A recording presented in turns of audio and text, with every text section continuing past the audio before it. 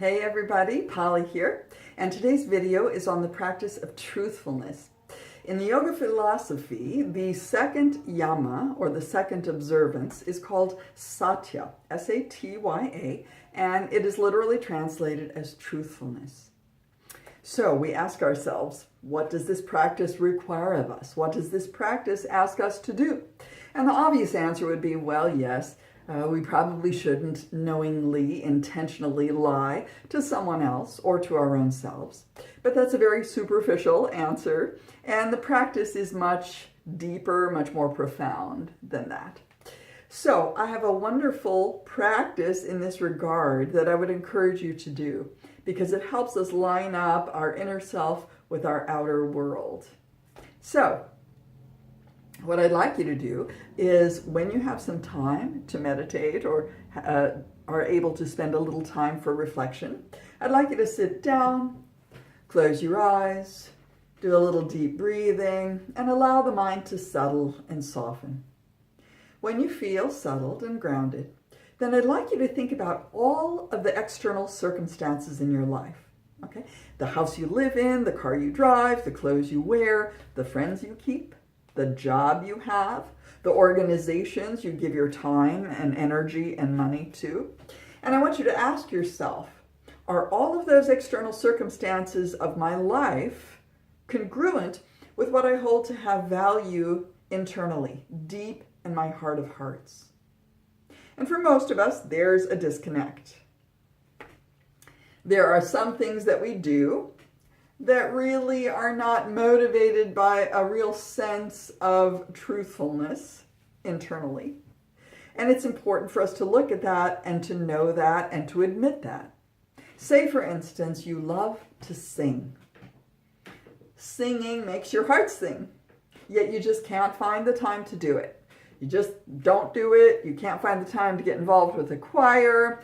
You're not taking lessons. You're not doing anything to support that passion in your heart. Well, in that instance, you're not living in a way that's congruent with something that's really powerful and strong inside of you. For another example, say that you hold service to the greater good as a value. You think that it's important to try to make the world a better place, right? And yet, you can't seem to find the time to serve food at the food pantry, or to volunteer a few hours to walk some dogs at the Humane Society, or some animal shelter where they need help with the animals. Or you just aren't taking the time to help someone you know personally who is in need, who might need some personal assistance. And so, just knowing in your heart that service to the greater good is a value, but not taking any action to make that happen in the world, in that way you're not living truthfully according to what's important inside of you. Your external circumstances are not being congruent with your inner self, your inner desires, your inner values, your inner belief system. So it's really important to look at that. And after this time of meditation, contemplation, you realize maybe there are 2 or 3 things that are really speaking loudly in your heart. 2 or 3 things that are speaking loudly in your soul, that you feel a nudge, an impulse to take action on. Well, it's important then to take action on it. And then it's also important to look at those things that really aren't such a priority, the things in the external world that really aren't such a priority internally, and ask ourselves, can we do away with some of those? Can we pare down on some commitments that really don't come from our heart? Can we pare down and consolidate our energy to the things that are truly important for us? Just sitting and meditating does not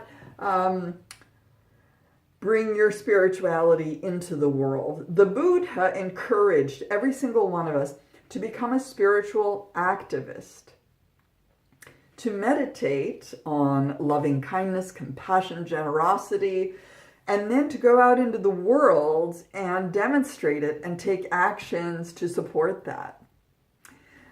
As the Buddha said, and as people who listen to what the Buddha says. He said that pain is a given in this lifetime, right? Pain is a given, but suffering is optional. We cause ourselves so much suffering by how we think about the painful things.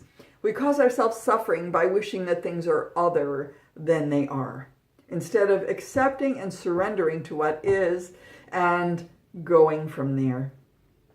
So, this is my charge to you, to think of yourself as a spiritual activist, to think about what you have to contribute to the world, and to go out there and contribute it, to take action, to make the world a better place.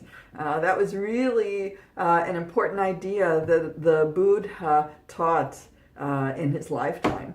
And I think it's a great idea. So I hope you've enjoyed my thoughts on this practice of truthfulness. And I hope you have a wonderful day. Thank you so much for joining me.